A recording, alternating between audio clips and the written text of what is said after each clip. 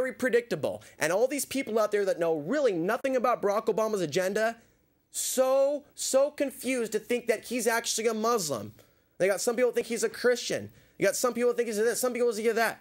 People want him to be what they want him to be, whether it's to criticize him or build him up. Very few people are looking at his ties to the CIA, his own background, his own mysterious up-and-coming persona. Boom! I just popped out of the box and I'm a senator. And I was just given a whole bunch of money. And I'm voting for black babies to be aborted through Planned Parenthood. It's no need to look at the amount of black men in prison. And I know that's no need to look at the ongoing genocide and the expansion of the Third Reich, now the Fourth Reich. Nazis run this country. No need to look at all that. All is good in the hood. At least he kind of looks like us.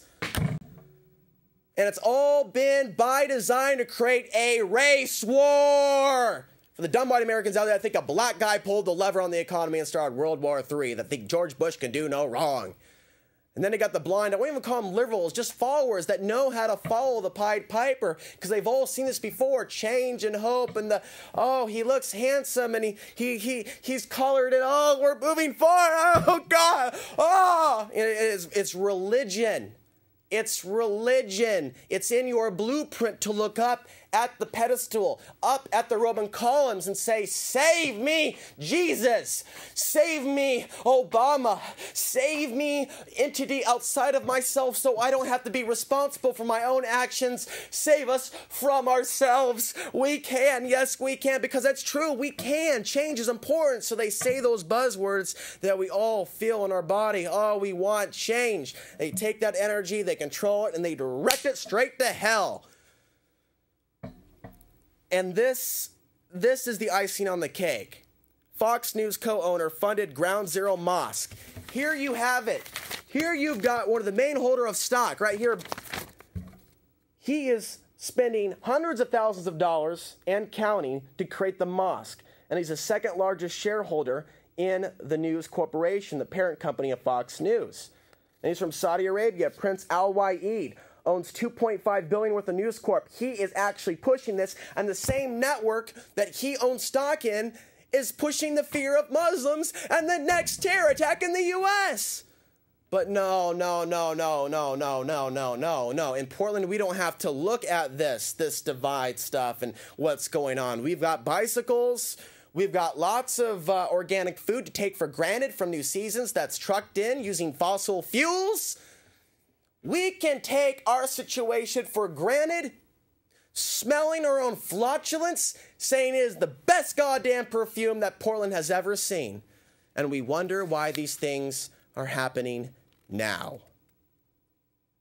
Bill, go ahead and roll it. We only have time for about 3 minutes. This is Bill's video. This is his commentary on this situation. His show is on once every 2 weeks at 5 o'clock. It's called 9/11 Was an Inside Job, and it airs on Saturdays. Sums it up. It'll be interesting to see how well Richard Gage and Niels Harrit do on that interview tonight. Remember, Coast to Coast AM, I think that's KEX 1190, 10 p.m. Pacific time. Now, what really has been bothering me and scaring me and everything lately is the build-up for war that we're having in the Middle East and elsewhere, but it all fits into the Christian expectation of Armageddon, doesn't it? Isn't that a coincidence? Isn't it funny that of all the time periods that they'd be predicting in the Bible, they were talking right now about ours, not some other time, but it's our time. At least that's the Christian expectation now. Well, you Christians should be very angry about what the government's doing. We know that 9/11 was an inside job. How do we know that? Because we found explosives. What do explosives mean? That means it was controlled demolition. And what does that mean? That means Arabs did not do it. They did not have access to the most secure buildings in the world for 2 or 3, 5 weeks, whatever it took to wire those buildings. Arabs, Al-Qaeda, did not do it. Now, the 19 hijackers that they used as scapegoats, even assuming that they were actually involved, they were seen at titty bars. They were seen drinking and carousing. They were not Muslims. So the whole idea that they were Muslims, that this is a war of Muslims against Christians, is nonsense. And you Christians ought to be furious that the government is deliberately playing onto your fears, using your beliefs against you to hate Muslims. Now, do you get it? The Muslims are innocent victims in this, just as you and I are innocent victims in this. But to have the government play on your fears and beliefs to get to this nonsense. Go ahead and put up number 8 there. You Google the mosque madness that we're having. Look at this. It's amazing. No mosque shouldn't be at ground zero, blah, blah, blah. I couldn't even watch some of those videos. They were so asinine. Keep the people They were fighting. Absolutely hypocritical. Keep the prisoners walking around with the shank. It shows I have absolutely no power to think for myself. This looks to me like it's the Christian prediction Armageddon. So I'm going to go with it. It's the end of the times. I don't have to do anything because Jesus is coming back. Alex, why don't you talk about scripture? You talk about end times, right? No.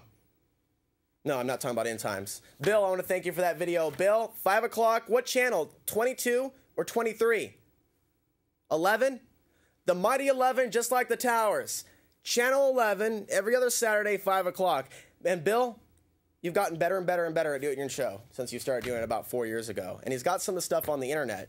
So type in 9/11 was an inside job, Portland, Oregon, into YouTube, and you'll get that. He's also had Richard Gage on, I think, as well. Architects for 9/11 Truth, and he was on Coast to Coast last night in a debate. Let's blast through this briefly. U.S. military drills crank up tensions with China. The U.S. Navy just began military exercises with Vietnam and the South China Sea and China, which had in the past been more accepting of the U.S. naval power in the region until now. Now they're showing that they're a little bit angry about the situation. They're pissed off. Chinese officials have suggested the U.S. is ganging up on China in the region in an effort to reassert its power. China's been preparing to be more assertive in the region, notably in the acquisition of anti-ship ballistic and cruise missiles, as well as new additions of its fleet of submarines and above-water ships. But you don't have to worry about that. You don't have to worry about the UN's one-child policy, how there's going to be 30 million more men than women by the year 2020. You don't have to look at the fact that there might not even be a real war between the United States and China. Just the illusion of one, but in the end, who gets to have the land of the United States? What happens when the Chinese call in the debt? What happens when there are 30 million more Chinese men than women and they're involved in U.S. peacekeeping operations and say, oh, I don't know, the United States, a city where a lot of people don't like to hear from people like me about some of these things coming and sex trafficking. It scares them and makes them perceive that I'm negative because I'm sacrificing even my own good times, my own youth, my own blah, blah, blah.